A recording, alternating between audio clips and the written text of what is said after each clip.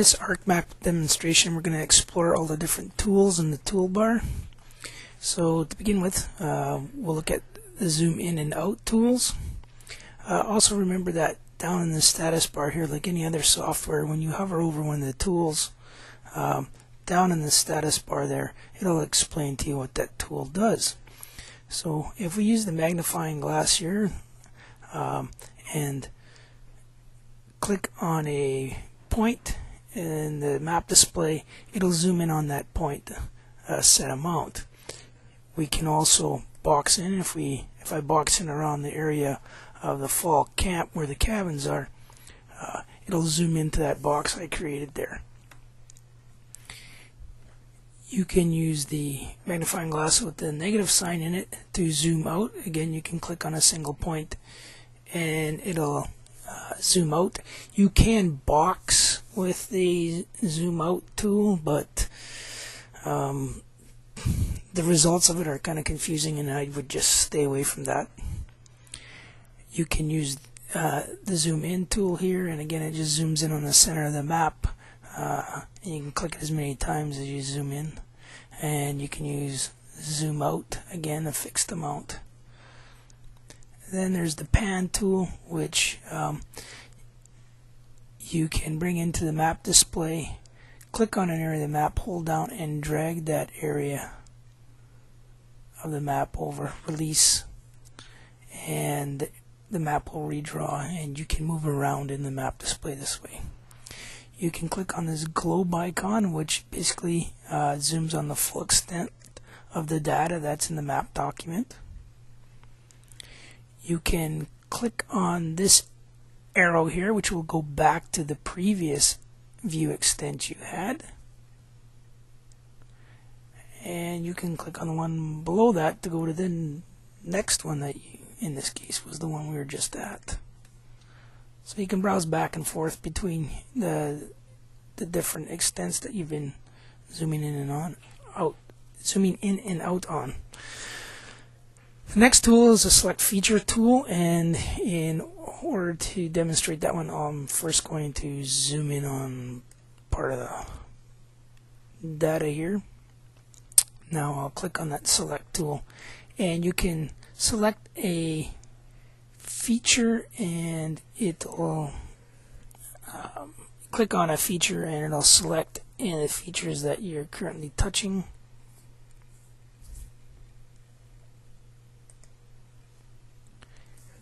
You can box in on an area to select more than one of the features at once. And if you want to unselect things, you can go to selection and choose clear selected features, and they'll be no longer selected. Now this is the pointer, which is usually a tool that is currently in use by default when you open up ArcMap. Here's the identify tool, and when I click on it, first it wants to know what layer do I want to identify things with, and what it's going to do is it's going to pull up information with the features that I click on to identify.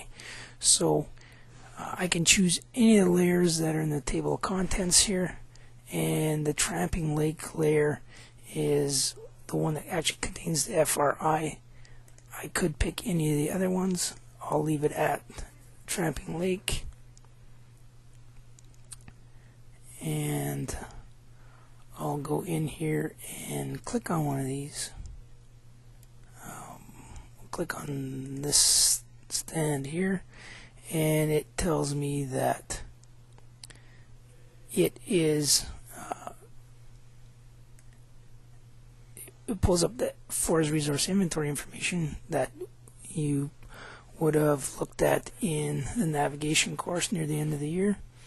And we have land ID, which is stand number. We have ownership ID, status of the land, the management unit that it resides in, the species breakdown, the cover type codes.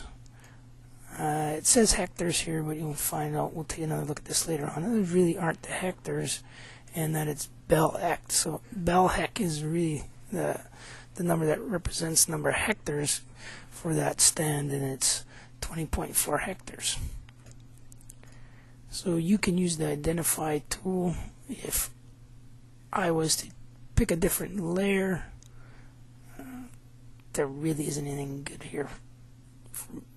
Well, we'll go to fall camp activities, and if I was to click on that stand again, nothing's going to come up because the fall camp activities is a point theme, and it refers to a lot of these points here that indicate the position where some of the fall activities are carried out. If I click on this one here, it basically tells it that the bathymetric survey is referred to in regards to that point, and it's the elevation benchmark.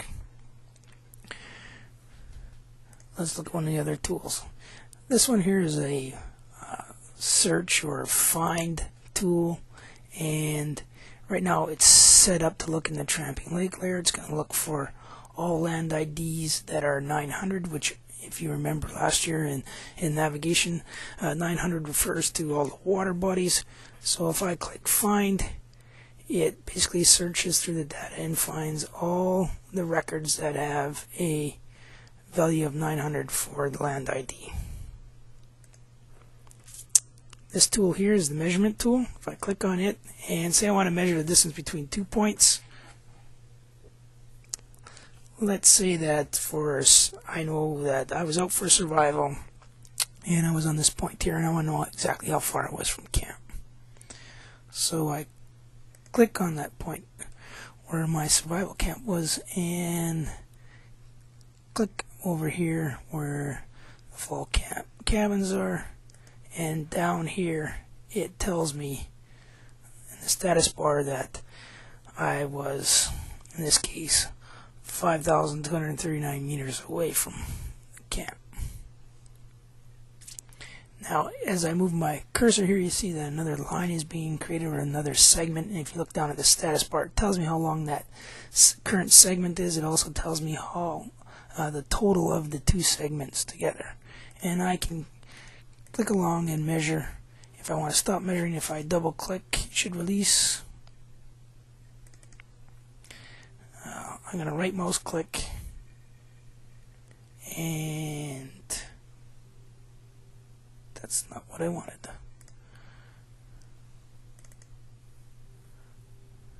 Okay, I'm just going to click on a different tool here to get rid of that. This last tool here that is grayed out, it's currently not possible for us to use it. It's the hyperlink tool, and if we had hyperlinks in some of this data here, we could use that to bring up linked information. It could be a photograph of an area, it could be data sheet that was used to collect data on a specific point. And later on in the course we'll look at hyperlinks. So that's basically all the tools in the toolbar.